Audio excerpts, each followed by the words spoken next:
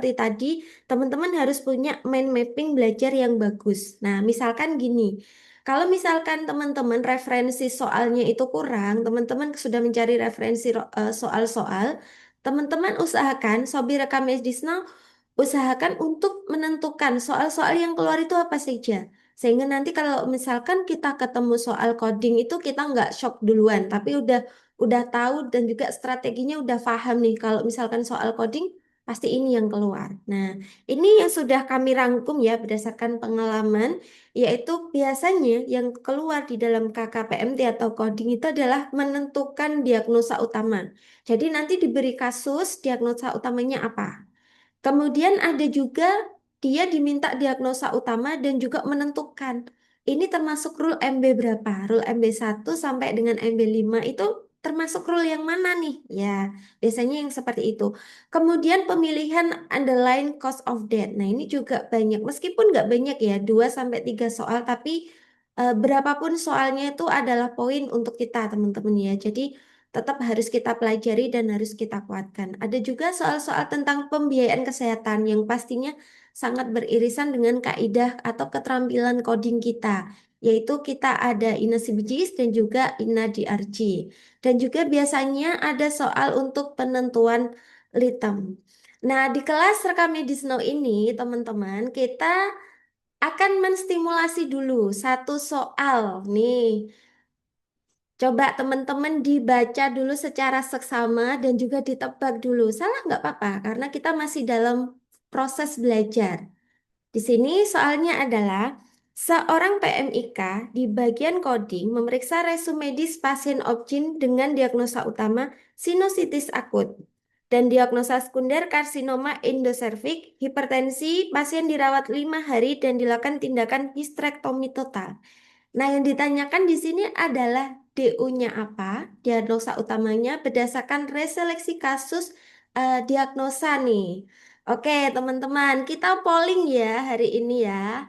Jadi, kita polling kira-kira nih ini termasuk rule MB berapa? Oh, langsung di kolom chat juga nggak apa-apa. Ada dua variasi jawaban. Ada opsi B dan juga opsi C.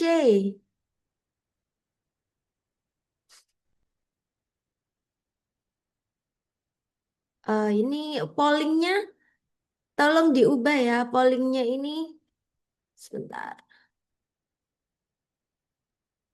Pollingnya ini kok Kamis Sabtu ya, teman-teman. Sebentar ya. Mungkin pollingnya bisa diubah ya ke opsi jawabannya ya. Oke.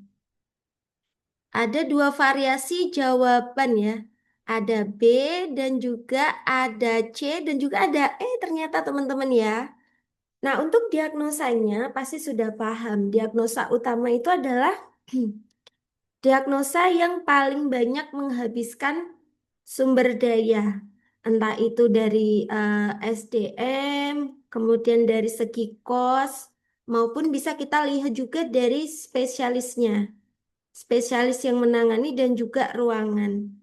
Jadi nanti kalau di soal ini nggak clueless ya teman-teman. Ada juga nanti soal itu yang benar-benar clueless kayak dia itu cuma diketahui ruangannya aja dan juga spesialisnya. Kalau di soal nomor 1 ini teman-teman itu enak banget.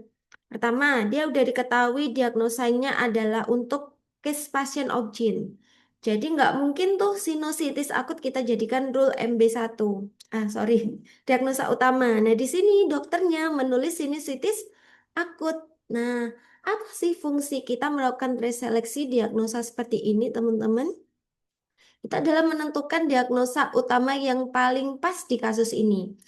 Nah, kemudian dia juga dilakukan histrektomi total. Nah, tindakan eh, terkait dengan operasi di rahim, teman-teman ya.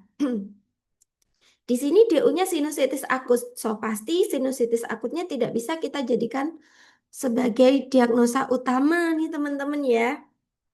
Jadi, di sini kita gugurkan di opsi A. Opsi A kita eliminasi sebagai jawaban.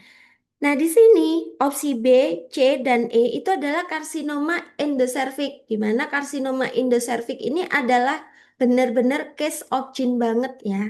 Nah, ini CA endocervix, ini juga, ini juga, ini juga. Pertanyaannya adalah, di sini teman-teman menggunakan rule MB berapa? Nah, ada yang tadi menjawab rule MB1 dan juga rule MB2. Nah, jawabannya adalah rule MB1 ya. Rule MB1 kemudian diagnosanya adalah karsinoma endocervix. Nah, kenapa bukan rule MB2 dan kenapa juga bukan histerektomi? Nah, kalau misalkan yang ditanyakan adalah diagnosa, usahakan teman-teman tidak memilih tindakan ya. Histerektomi di sini adalah tindakan teman-teman. Jadi bukan sebuah diagnosa. Jadi opsi D kita eliminasi. Nah, kemudian opsi E. Nah, opsi E kenapa Kak kurang tepat? Di sini karsinoma endoservix dengan hipertensi. Nah, dia tidak bisa menjadikan satu kesatuan coding teman-teman. Berbeda seperti diabetes dengan gagal ginjal, diabetes dengan gagal jantung, dan lain sebagainya yang bisa digunakan satu kode. Tetapi di sini untuk karsinoma endoservix dan juga hipertensi itu tidak bisa dijadikan satu kode. Sehingga di sini pilihannya antara opsi B dan juga opsi C. Rule MB itu adalah rule pemilihan morbiditas. Jadi untuk menentukan diagnosa awal teman-teman. Kalau kita lihat materinya itu kita merujuk kepada ICD volume. Coba rule MB1 sampai 5 itu diatur di mana teman-teman? Atau kita bisa melihat referensinya di mana nih? ICD 1 kah? Iya, betul. ICD volume 2. Jadi nanti kalau misalkan teman-teman masih bingung rule MB berapa, Kak Anissa, bisa melihat di ICD volume 2 ya. Jadi untuk soal reseleksi diagnosa ini sangat tricky banget kalau kita nggak mengetahui apa sih MB1, MB2, MB3 sampai dengan MB5. Ini jawabannya adalah rule MB1. Kok bisa ya Kak ya? Oke, kita bahas teman-teman ya. Rule MB1 ini saya mengutip langsung dari volume 2 di mana kondisi minor direkam sebagai kondisi yang paling bermakna. Jadi inti dari kalimat ini itu adalah kondisi yang nggak terlalu urgent, nggak terlalu penting, dan yang nggak berhubungan dengan spesialisnya, kemudian nggak berhubungan dengan tindakannya, itu dimasukkan atau dijadikan sebagai diagnosa utama. Contohnya seperti soal tadi teman-teman ya. Soal yang tadi kondisi minornya itu dijadikan DU sama dokternya yaitu sinusitisnya. Sedangkan ada diagnosa yaitu karsinoma endoservix yang lebih relevan, di mana di sini tindakannya sangat relevan sekali. Dia histerektomi total. Kemudian dia juga dirawat oleh pasien, maaf, dia juga dirawat oleh dokter Opjin teman-teman. Jadi di sini sinusitis akut itu bisa kita katakan sebagai kondisi minor. Jadi ketika teman-teman menjawab rule 1 sampai rule MB5 tuh perhatikan di diagnosa utamanya. Kalau misalkan di diagnosa utamanya itu diagnosa yang dia itu kondisinya nggak penting-penting banget, nggak urgent, nggak berhubungan sama tindakannya, itu pasti kita menggunakan rule MB1. Contoh lagi teman-teman ya, ini adalah contoh case di rule MB1 lagi. Nah, di sini teman-teman ada kasus bedah. Nah, kasus bedah di mana ada artritis rheumatoid. Oke, artritis rheumatoid memang ada kaitannya sama bedah sedikit-sedikit ya. Tetapi kita lihat di sini teman-teman ya. Ada herniorapi. Kemudian ada pemeriksaan lab darah. Kemudian ada spesialis bedah dan juga lossnya 14 hari. Di sini tindakannya hernio rapi teman-teman, tetapi di DU-nya malah artritis reumatoid yang dijadikan sebagai diagnosa utama oleh dokternya. Nah, kalau misalkan kita bekerja di rumah sakit, kita agak susah mengkonfirmasi dokternya, sedangkan kita kalau misalkan klaim itu 1 kali 24 jam setelah KRS harus segera kita coding, kita agak susah konfirmasi dokternya, kita bisa menggunakan rule MB1 sebagai kaidah untuk kita melakukan reseleksi diagnosa utama. Paham ya? Jadi rule MB1 itu ketika, nah diagnosa utamanya ini adalah kondisi minor yang nggak terlalu berhubungan dengan tindakan maupun spesialisnya. Nah, di sini coba teman-teman, apa yang paling berhubungan dan yang paling relevan? Nah, pastinya adalah diagnosa hernia femoralis strangulata. Ini adalah yang paling relevan dan juga sesuai ya teman-teman untuk case rules MB1 seperti ini. Nah, selanjutnya diagnosa sebelum-sebelumnya atau lainnya itu dimasukkan ke dalam diagnosa sekunder. Itu adalah rule MB1. Catat ya, saya ulangi lagi, rule MB1 adalah kondisi minor yang dicatat di dalam DU. Itu aja yang perlu teman-teman hafal. Nggak usah terlalu banyak menghafal seperti ini. Diingat-ingat, rule MB1 adalah DU-nya sama dengan kondisi minor. Itu sudah pasti nanti dia menggunakan rule MB1. Kemudian kita ke kaidah lainnya, rule morbiditas 2 atau rule MB2. Kalau rule MB2 berbeda, perbedaannya dengan rule MB1. Kalau di rule MB2 itu teman-teman ciri khasnya adalah diagnosa utamanya ini lebih dari satu diagnosa. Ingat, rule MB2 berarti dia lebih dari satu diagnosa. Contohnya adalah ini. Dia di diagnosa utamanya ada katarak, ada meningitis, ada penyakit jantung iskemik. Jadi dia lebih dari satu diagnosa yang dimasukkan ke dalam kasus diagnosa utama. Nah, diagnosa lainnya strip alias tidak ada. Kemudian di sini ada spesialis neurologi dan juga dilakukan pemeriksaan lab darah. Ini case-nya juga di bidang neurologi. Nah, kalau misalkan kita menentukan diagnosa utamanya kan kita mencari berdasarkan source-nya. Nah, kalau dari resource-nya kita lihat kasusnya neuro, pastinya penyakitnya di sini yang paling relevan, yang paling berhubungan adalah meningitis stafilokokalnya atau G00.3. Itu. Nah, membedakannya tadi yang ada di DU-nya. Kalau misalkan rule MB2 itu DU-nya lebih dari satu. Diingat-ingat ya, kalau rule MB1 tadi minor, rule MB2 lebih dari satu diagnosa. Oke, selanjutnya adalah rule MB3 nih teman-teman. Rule MB3. Saya paham kok teman-teman ketika menjadi seorang mahasiswa kita disuruh membaca terjemahan volume 2 itu pusing. Jadi ini kita sudah mencoba untuk membuat yang lebih simpel dari segi diagnosa dan juga contoh-contoh case-nya. Kalau rule MB3 gimana nih Sobi RMno? Nah, kalau misalkan rule MB3, diagnosa utamanya ini berupa gejala.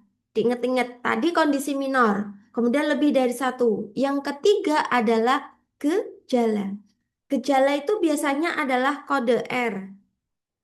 Kayak misalkan ini, hematuria, kemudian common cold, dan lain sebagainya. Jadi diagnosa-diagnosa di kode R itu kalau dijadikan DU, dia masuk ke rule MB3 untuk kita reseleksinya. Sama teman-teman, untuk mencari diagnosa utamanya, kita lihat case-nya atau departemennya apa. Kemudian di sini ada kasus urologi, berarti tentang perkemihan nih teman-teman. Ya, kalau misalkan tentang perkemihan di sini, mulai dari varises vena tungkai bawah, kemudian papilomata pada dinding belakang kandung kemih atau kandung kencing, nah berarti ini yang masuk nih di dalam DU-nya. Jadi ini kita preseleksi menjadi DU-nya, yang papilomata di belakang dinding kandung kemihnya ini. Kita jadikan sebagai DU-nya. Nah, kita reseleksi tuh hematurianya dijadikan sebagai DS-nya. Paham ya sampai sini teman-teman? Paham? Coba, paham nggak ya? Saya mau tahu dong teman-teman, di sini ada yang bingung rule MB1 sampai rule MB3 tadi? Paham, jadi lebih mudah ya? Oke, sekarang ke rule MB4. Rule MB4 ini adalah terkait dengan spesifikat, teman-teman. Spesifikan. Artinya di sini adalah diagnosa yang spesifik. Apa maksudnya Kak di rule MB4? Nah, tadi kita sudah menandai yang menjadi DU-DU. Sama, di rule MB4 pun sama. Kita akan melihat DU-nya. Nah, kalau misalkan rule MB4 ini teman-teman, biasanya DU sama DS-nya itu ada dua diagnosa yang saling berhubungan, yang sebenarnya dia dalam satu rumpun. Contoh, nah ini penyakit jantung kongenital. Penyakit jantung kongenital itu luar biasa banyak ya. Jadi kode P yang jantung itu kalau kongenital itu banyak sekali. Nah, di sini di diagnosa sekundernya ternyata ada defect septum ventricle. Nah, di sini ada yang bagian dari jantung kongenitalnya. Kalau kita misalkan teman-teman nanti ngoding di rumah sakit ya, ketemu seperti ini, kita kalau pakai coding seperti ini jadinya poin 9 karena nggak spesifik. Nah, maka dari itu kita harus mereseleksi diagnosa utama yang berdasarkan diagnosa yang paling spesifik di sini. Jadi rule MB4 itu adalah DU-nya itu adalah terlalu umum dan juga tidak spesifik. Sedangkan di diagnosa sekundernya ada yang lebih spesifik. Nah, itu adalah ciri khas dari rule MB4 yang kita jadikan sebagai DU-nya pastinya yang lebih spesifik sehingga tidak menghasilkan poin 9. Paham ya? Rule MB4 ya adalah spesifik. Kemudian rule MB5 ini yang paling enak. Biasanya rule MB5 itu kita kalau lihat di sini teman-teman biasanya ya kalau di rule MB1 sampai 4 itu biasanya ada clue-cluenya. Entah dia DU, DS-nya, kemudian tindakannya, kemudian dari spesialisnya apa, biasanya ada clue-nya. Kalau rule MB5 ini bener-bener clueless banget. Nah, cluelessnya itu gimana, Kak? Cluelessnya itu dia hanya semua dimasukkan diagnosa utama, terus ada kata atau, terus diagnosanya tuh masih kurang jelas, teman-teman, antara ini dengan itu. Dan ini kita kasusnya saraf ya, teman-teman. Ada sakit kepala, mungkin karena sinusitis atau stres. Nah, ini kita masih nggak tahu, masih belum jelas diagnosanya apa. Nah, biasanya kalau misalkan kita ketemu diagnosa seperti ini, kalau pasiennya itu pasien-pasien one day care seperti itu ya. Jadi sangat memungkinkan sekali rule MB5 ini juga bisa kita gunakan saat reseleksi diagnosa utama nih, teman-teman. Jadi untuk rule MB5 biasanya tuh clueless, ada kata atau. Terus mana Kak yang dijadikan sebagai DU? Yang dijadikan DU adalah yang disebut pertama kali. Nah, yang disebut pertama kali di sini adalah sakit kepala. Jadi kita codingnya sebagai R551. Nah, itu ya teman-teman penjelasan dari rule MB1 sampai rule MB5. Oke, sangat mudah dipahami Kak. Thanks Kak Ayu. Nah, ini ada tips dari Rekam Medis Now. Jadi kita kalau belajar di Rekam Medis Now tuh selalu kita berikan cheat sheet seperti ini. Saya pernah juga di fase burnout kalau misalkan belajar ya, banyak hafalan, kemudian nggak ada metrik belajarnya. Jadi kita siapkan cheat sheet dan juga metrik-metrik seperti ini teman-teman ya.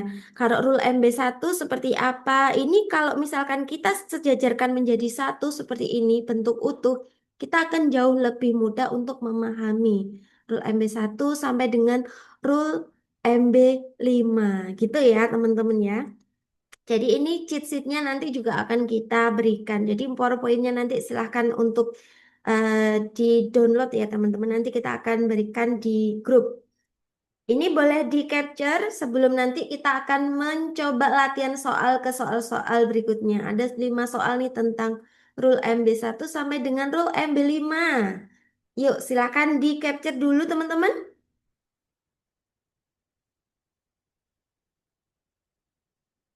Untuk yang rule MB5, kalau misalkan yang pertama ditulis itu adalah gejala kode R, tetap dipilih ya? Ya, tetap dipilih. Karena memang tadi teman-teman ya, kalau misalkan dia gejala, ingat gejala terus ada diagnosa yang lebih urgent, kemudian dia dimasukkan ada di diagnosa sekunder, tadi masuknya ke rule MB3 kalau gejala.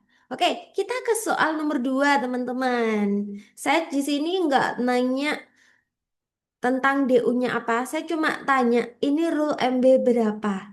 Coba, Sobi RM tebak dulu nih, di soal nomor 2 ini termasuk rule MB berapa?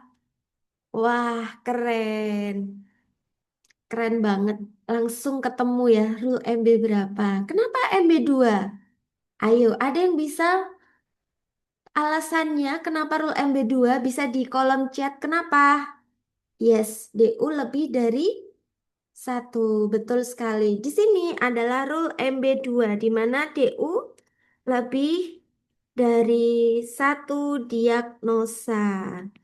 Nah, di sini teman-teman, kalau misalkan ditanya diagnosa utamanya apa? Coba di kolom chat, diagnosa utamanya apa? Di sini ada spesialis paru, kemudian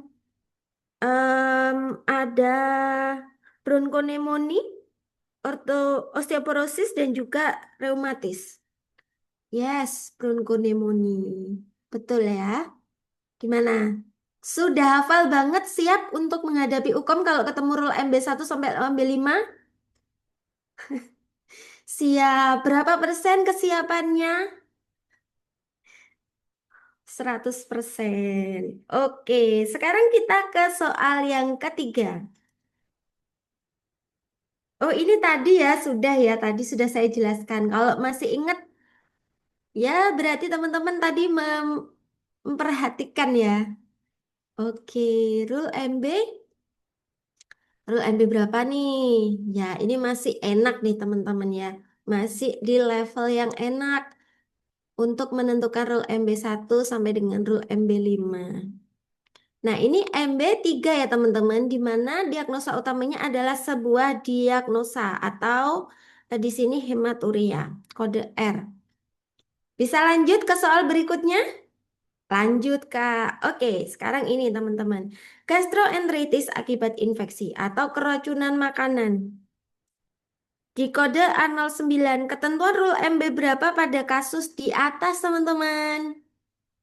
Iya, rule MB, rule MB5. Di sini clueless banget.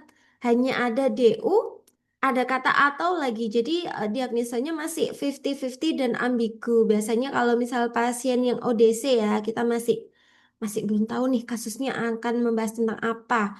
Dia masih 1 hari, kemudian masih masih nggak tahu nih kita nanti mau ngoding yang mana, masih belum jelas. Oke, satu kata untuk kelas hari ini teman-teman. Satu kata dong. Kak Adiba, Joscis. Joscis. Oke, oke, oke. Seru ya. Jadi belajar itu nggak perlu teman-teman pusing. Tapi tetapkan aja teman-teman teman belajar tuh yang enak, yang seru gitu ya. Oke, udah. Sekarang ke soal nomor 5, teman-teman.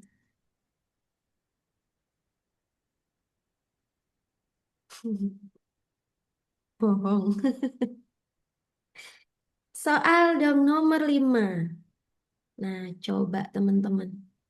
Ini termasuk rule MB berapa? Dan juga diagnosanya apa?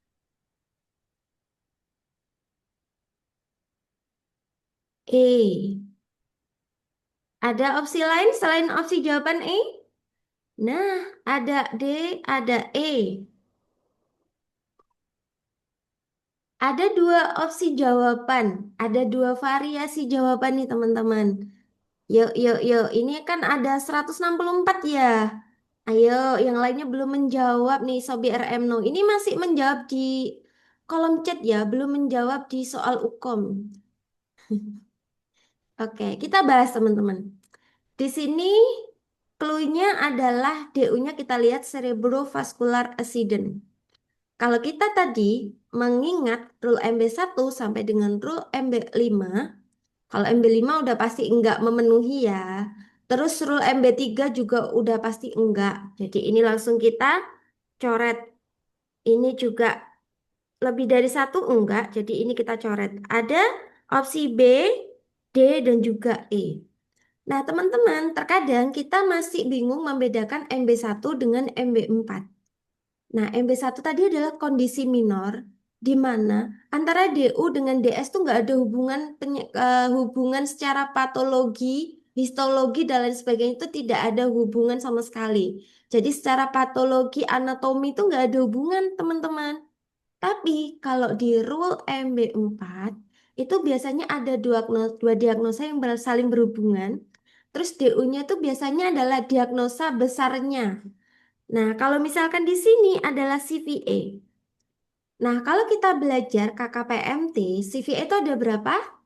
Ada dua jenis, yaitu ada yang hemorrhagic dan non hemorrhagic. Ada yang CVA infarct dan juga infarct hemorrhage dan juga non hemorrhage. Nah, di sini ternyata ada yang lebih spesifik dibandingkan dengan cerebrovascular accident tadi atau CVA-nya. Nah, ada cerebral hemorrhage di sini. Nah, pasti ini adalah rule MB4. Jadi untuk membedakan dengan MB1 tadi, kalau MB1 itu adalah kondisinya minor banget teman-teman, nggak ada hubungannya sama diagnosa sekundernya. Kalau rule MB4 biasanya DU-nya itu eh, umum, terus di sekundernya ada kondisi yang lebih spesifik, tapi itu masih dalam satu kesatuan patologikal. Ya, kalau kita belajar CVA itu kan ada dua. Ada yang pendarahan, ada yang non pendarahan. Jadi di sini kita pilih yang CVA yang tipe hemorrhage. Jadi di sini jawabannya adalah rule MB4 gitu. Semangat ya. Jangan sampai salah lagi di soal yang keenam, teman-teman. Coba di soal yang keenam nih, kira-kira rule MB berapa?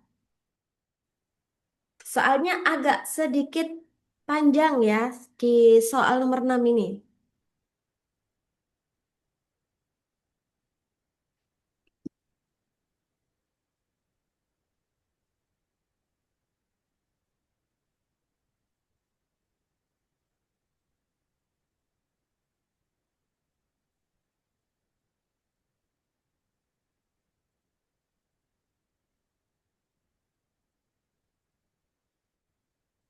Keren banget, please. Materinya mudah banget dipahami. Sip, Kak Dea.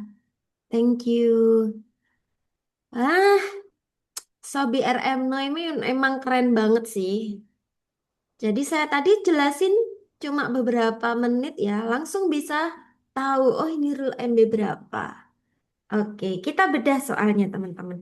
Seorang coder di rumah sakit tipe B sedang melakukan audit kode diagnosis untuk pasien yang dirawat selama 10 hari di bedah digestif.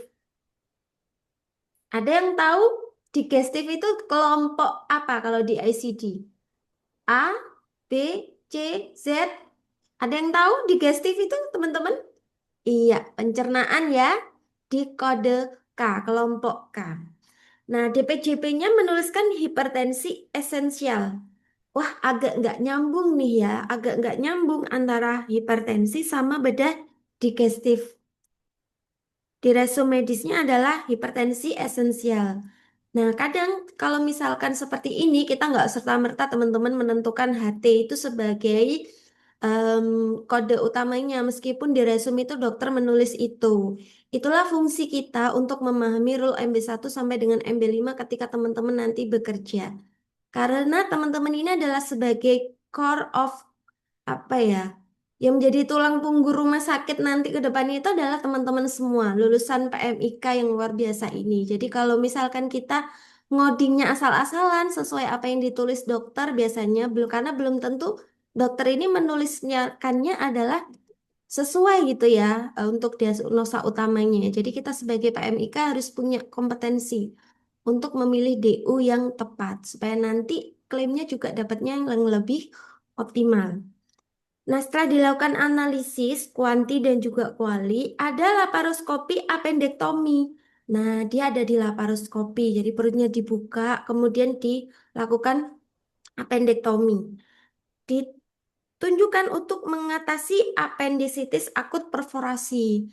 Nah, ternyata ada diagnosis lainnya, yaitu apendisitis akut perforasi. Nyambung banget di sini ya, teman-teman, di mana dokternya adalah bedah digestif.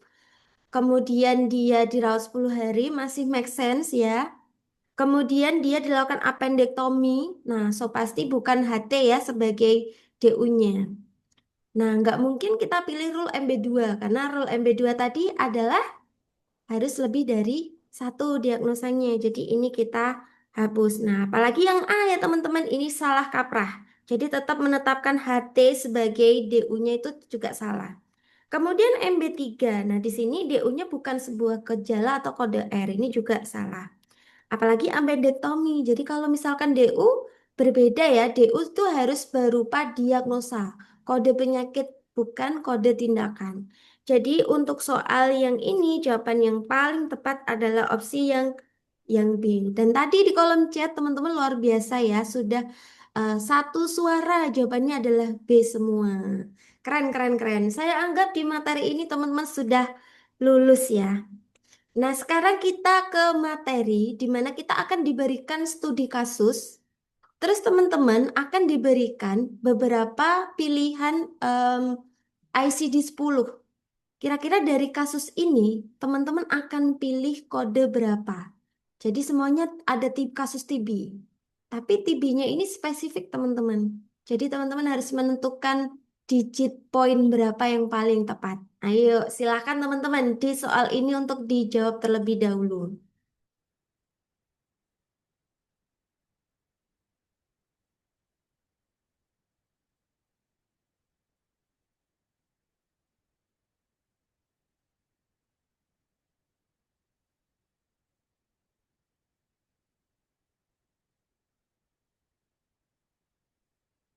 Oke, ada opsi A dan juga opsi D. Tapi di sini sudah banyak homogen ya menjawab opsi D. Kita lihat teman-teman. Seorang PMIK, seorang coder atau ahli coder di sini sedang melakukan audit coding untuk menilai pending claim karena kode tidak tepat. PMIK melakukan telah ada dokumen ditemukan diagnosa TB paru, obat anti TB disertai dengan pneumonia. Jadi TB pneumonia. Kemudian hasil röntgen menunjukkan sugestif TB bercak konsolidasi pneumonia. Terdapat hasil kultur positif. Jadi sudah ada hasil kulturnya teman-teman ya. Dan juga untuk bakteri pneumonia. Namun tidak ada pemeriksaan bakteri histologi untuk TB-nya. Apa kode kasus yang paling tepat? Nah, sebenarnya di soal ini tuh gampang banget ya teman-teman. Teman-teman tinggal pilih tuberculosis of lung. Nah, kalau misalkan confirm B unspecific means itu kurang tepat teman-teman karena di sini ada kultur positifnya ya. Meskipun dia belum ada histologisnya. Jadi kalau AL 15.3 kurang tepat ya. Nah, di sini jawaban yang paling tepat adalah opsi yang D. Betul banget. Di sini TB paru tanpa adanya bakteri dan juga histologi yang terkonfirmasi. Karena di sini sudah ada clue-nya di dalam soal. Tidak ada pemeriksaan patologi atau histologi untuk TB-nya. Memang hasil kulturnya itu positif, teman-teman. Ada bakteri pneumoninya, misalkan Staphylococcus dan lain sebagainya. Tapi itu tidak spesifik secara histologi itu maksudnya apakah ini diambil dari jaringan parunya atau diambil dari dahaknya atau apa. Jadi itu masih belum spesifik. Itu yang dinamakan belum dikonfirmasi secara histologisnya. Ya, jadi di soal nomor 7 ini jawabannya adalah opsi yang D. Betul semua. Sobi rekam medisnya memang bagus. Keren. Nah, ini adalah tipe soal lagi teman-teman terkait dengan coding, di mana untuk menentukan litem tindakan yang paling tepat. Nah, coba teman-teman dianalisa terlebih dahulu. Kalau misalkan ketemu soal seperti ini, litemnya apa ya?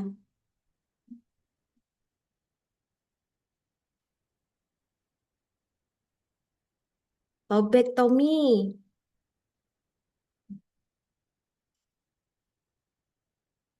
Nah, harus hafal nih. Lobektomi dan juga lobostomi. Artinya apa? Nah, itu sudah harus di luar kepala. Kalau misalkan teman-teman udah semester 8, berarti udah siap memasuki dunia pekerjaan. Makanya ada UKOM ini untuk menguji kesiapan teman-teman dan juga kompetensi teman-teman ketika nanti masuk di dunia kerja. Oke, betul semua. Jawabannya adalah lobektomi. Di sini ya, teman-teman, hasil UEG dinyatakan peningkatan kadar hormon tiroid, menurunkan diagnosa ringkasan masuk keluar tirotoksikosis dan dilakukan tindakan operasi pengangkatan pada sebagian lobus paru. Ada pengangkatan. Nah, kalau pengangkatan ektomi. Kalau lobostomi apa, teman-teman? Ada yang tahu? Lobostomi berarti apa, teman-teman? Bedanya lobektomi dan juga lobostomi. Nah, kalau lobostomi itu pembuatan lubang, teman-teman ya. Pembuatan lubang. Kalau insisi ada sendiri, insisi itu menyayat ya. Kalau lobostomi itu pembentukan atau pembuatan lubang, stomi itu. Jadi di sini yang paling tepat adalah jawaban opsi yang D. Nah, ini saya punya tips nih untuk teman-teman Sobi Rekam Medisno semua. Ketika nanti menentukan litem, kebetulan tadi case-nya cukup mudah ya. Nanti kita akan berikan beberapa soal untuk tryoutnya teman-teman juga. Jadi ini yang harus do and dance-nya yang harus teman-teman lakukan dan yang nggak boleh dijadikan litem. Yang pertama, nanti soal menentukan litem tuh keluar 2 sampai 3 soal loh.